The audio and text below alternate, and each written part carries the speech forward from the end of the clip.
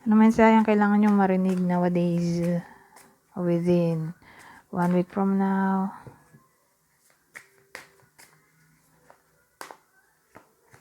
Hindi ko pala naayos to. Sandali.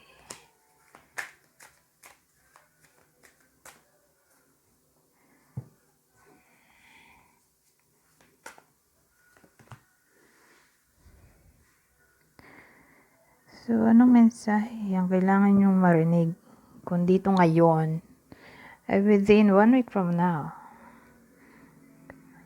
At kung di tumama sa inyo, pwedeng sa someone na kakilala ninyo. New beginnings, good news.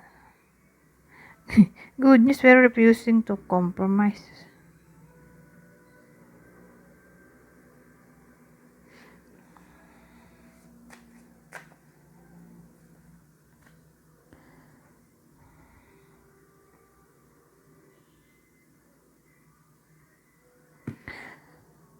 Good news. Sabihin natin may someone na ayaw makipag-ayos sa inyo. Maganda, nanay na. So, ang dating, applicable lang to sa nangyayari na. Ayaw makipag-ayos, pero ngayon, ang dating, within 1 week from now, may reconciliation na maaaring mangyari. O, again, kung dito nanay ay someone na maganda. Kasi hindi naman lahat ay maganda. Tulad ko, hindi ako maganda. So, someone na maganda. O, gwapo. Good looking.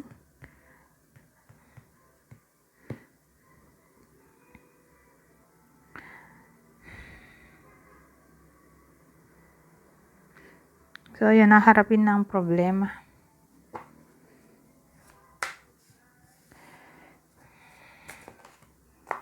So, ito may teamwork na tayo. At good news, good luck, good change, good karma. Ano to? So, sabihin natin nag-aaral. Kung di kayo to na nag-aaral, sabihin natin someone naka-close ninyo, nag-aaral, o anak nyo, parang within 1 week from now, magkakaroon ng magandang grades. O sabihin natin may luck na paparating o abundance sa career kasi may teamwork tayo dito. Career o anything na parang tinatrabaho. So sabihin natin music, nagbabanda, may tinatry silang tawag dito, tugtugin. So, pwede rin ganun. Kasi may teamwork din doon, di ba? O anything na parang may group ginagawa ng tawag dito, may kasama. Parang magiging successful yon. Kaya nga teamwork.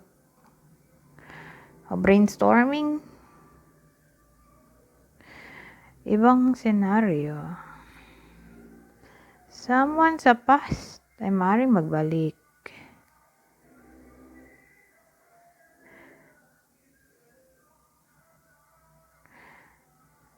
Ewan ko.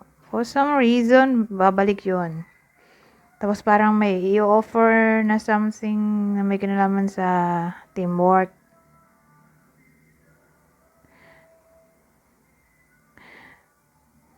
Ganun. O who knows? Second chance or reconciliation to.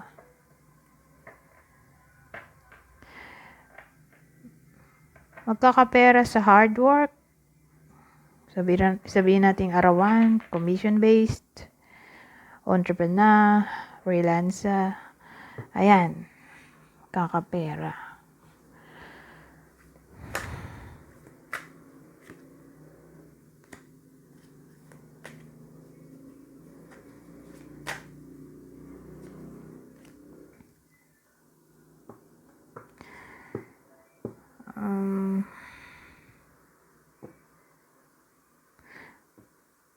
So, ang dating communication ay maaaring magbalik. May babae tayo dito. Either babae yung magbabalik o babae yung babalikan. Parang babalik yung communication. So, lalo na kung ginost. So, magbabalik na yon. Ibang scenario.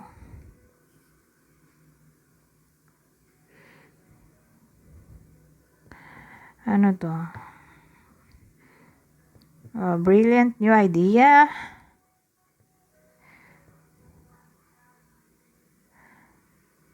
So, dun sa brilliant new idea, parang mag-earn ng reward, award, recognition, money.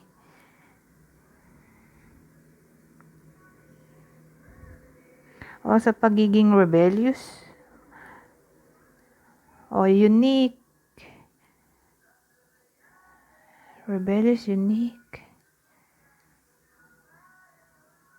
Strange, weird. Na parang idea, style, knowledge.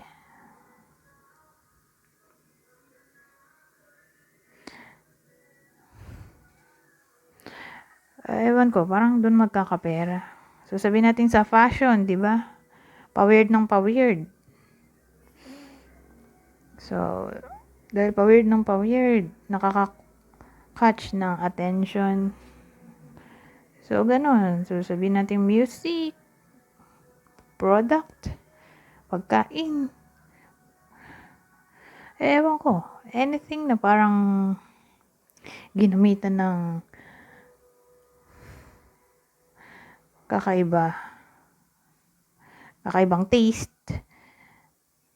Yung hindi mo pa natikman, nakita sa ibang lugar. May tawag dun eh. Parang Aquarius. Yung unique.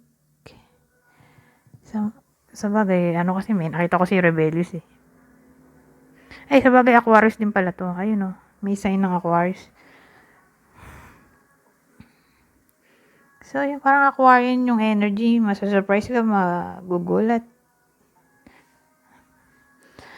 So, yun. Doon mag-earn ng money, parang gano'n.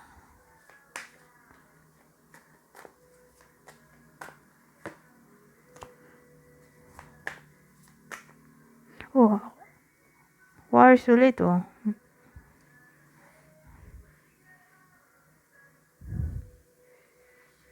Kasi may sign pala oh. Ayun oh, ito Virgo, ito Capricorn, ito Leo, Sagittarius, Jupiter, Sagittarius na rin to, Pisces. So ngayon Aquarius ulit yung energy.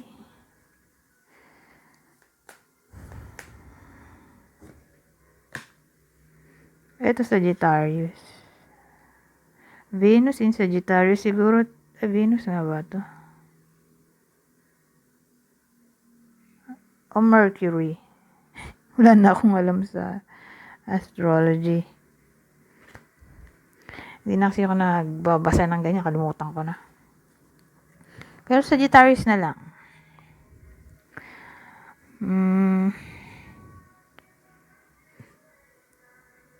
So, within 1 week from now, communication na naman.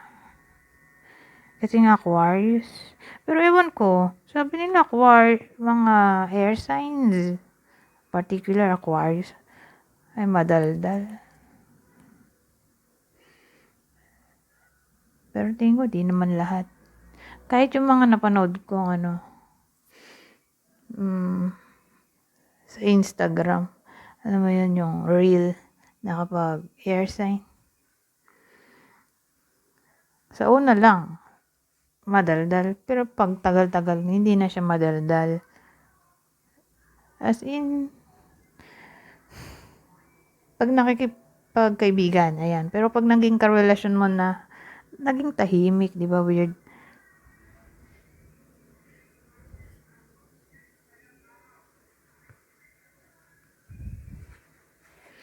Pero itong combination na to, communication restriction, di ghosting yan. o no contact o problems sa communication.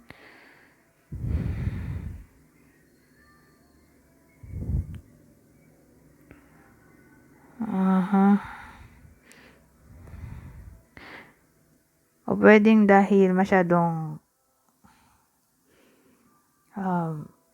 masakit magsalita, kaya ayun, hindi na kinausap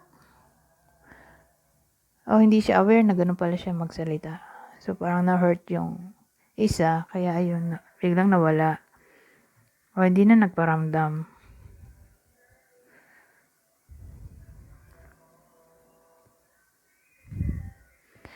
Pero tingin ko babae yun. Babae yung magiging hurtful o tactless siguro. O who knows, baka siya yung masaktan at lalayo. Pero sino kayang tatamaan ng reading na to?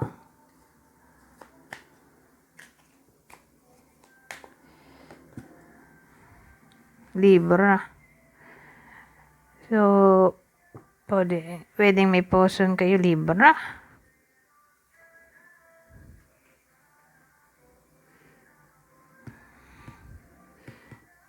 So, pwedeng yung person na yun ay babae to eh. So, Libra, babae.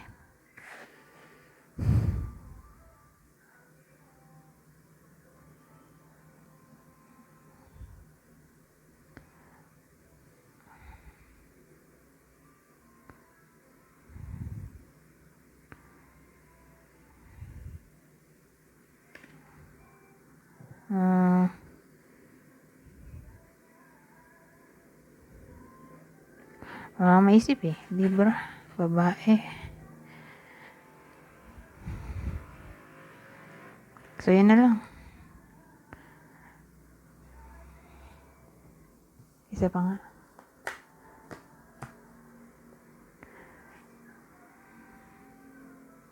Aries.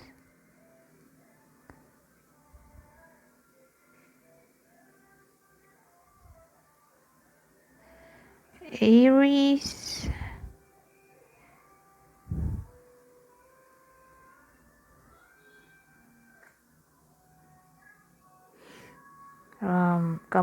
Kapamilya siguro. Kapitbahay. Kapamilya, kapitbahay. Someone na parang muscular. Fit body.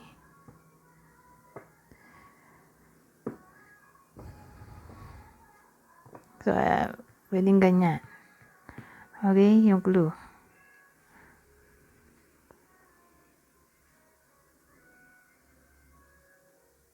Maputi.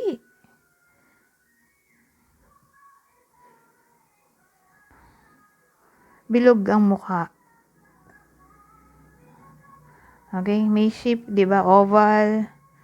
Yung mukha, yun lang natandaan ko. Oval, round, heart shape. So, ito, round yung shape ng mukha. Anyways, hanggang dito na lang. Goodbye for now.